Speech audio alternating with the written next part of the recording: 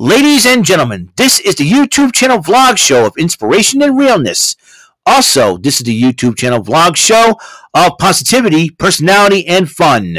This is Eric Lima Shenanigans of 1977, and now the perpetrator of these shenanigans, Big Beefy E himself from his Big Beefy Man Cave in New Bedford, Massachusetts, Mr. Shenanigans himself, and the two-time Chilling 3000 2022 End of the Year Awards winner, Eric M. Lima.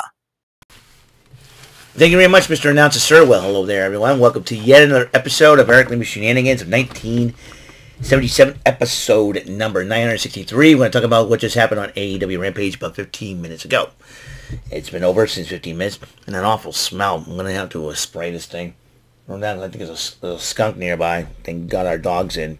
Man, I don't know what the heck is going on around here, but I'll tell you one thing. So, anyways, Mike Santana one-on-one with Ortiz, the former Proud and Powerful tag team. And there's a no DQ matchup. And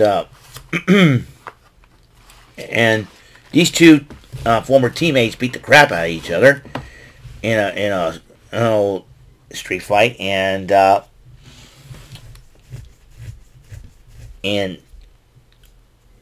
Santana did win the matchup, and he's trying to convince Ortiz, hey, water under the bridge.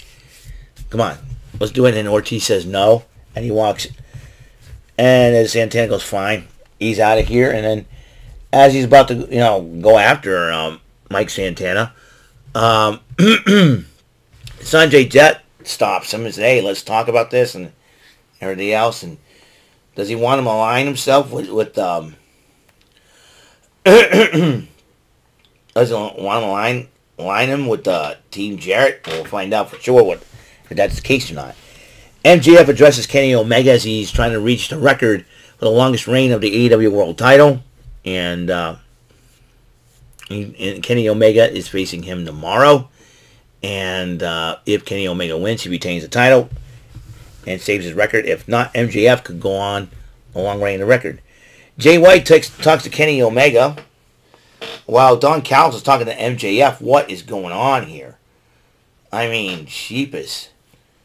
I think Don Callis wants to help out MJF. So Renee Paquette interviewed Chris Statlander, Willow Nightingale, and Sky Blue. And Willow Nightingale and Sky Blue will talk about their fatal four-way matchup. Meanwhile, Kip Sabian Canellis before addresses the Philly crowd, making fun of the Phillies teams and whatnot. Mark Briscoe interrupts them and then ends up fighting Kip Sabian after Kip just ran his mouth, and this is Mark Briscoe. Meanwhile, Renee Paquette interviewed the former Jericho Appreciation Society gang. That would be 2.0. Angelo Parker, Matt Menard, Daniel Garcia, Jake Hager. Anna Jay, Don Callis interrupts them.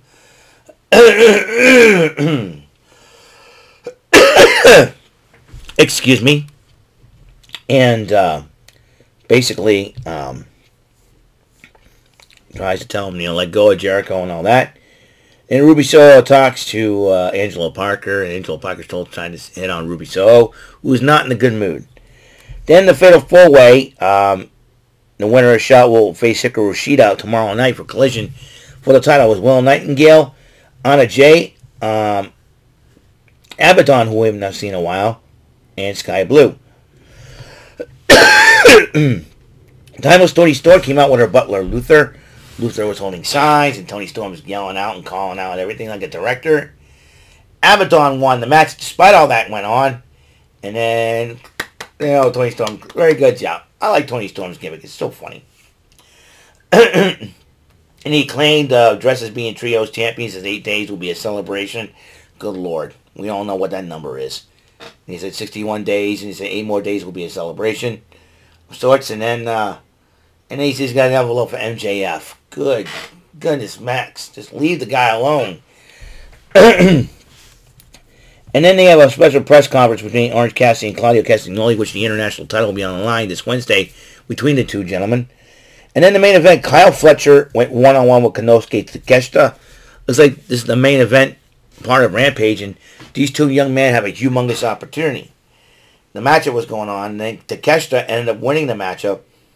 And then Don Callis was joined on commentary during the matchup, and then afterwards, Powerhouse Hobbs and Don Callis go and about to celebrate Takeshita, and then Kyle Fletcher decided to bash Hobbs in the back with a steel chair. Hobbs about to go after him, but Tony Callis goes, hold up. Don Callis is talking to him, trying to convince Fletcher to join up with the Don Callis family.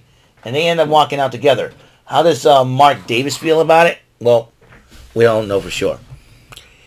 Meanwhile, that's all the time we have on this show. 1, my voice is straining a little bit.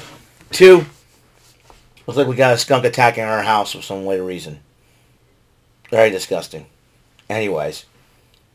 That's all, and that's it. And once again, Okie Oak, dude, no more grandpa jokes, thanks. Or else I'm going to have to block you, dude. Alright? The insults are not necessary. I can tell folks out there, you don't like my videos, you don't have to watch them. There's people that do support and like my videos and support my channel. Those are the type of people I like on my channel, and sending me words of encouragement. Appreciate it wholeheartedly. With those who don't like it, listen, the insults are not necessary. Just move on.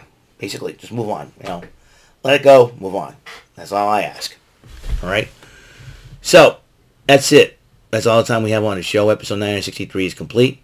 Until the next episode comes rolling around, Mr. Announcer, take us home. That is all for today's episode of the show. This is Mr. Lima speaking for Eric Lima Shenanigans of 1977. A Big Beefy E, Duo for Bob Saget production, and in association with A Sweet Bowl for Raving Dingleberries Telepictures and Distribution. Thank you for watching another great episode of Eric Lima Shenanigans of 1977. Until the next episode, goodbye for now.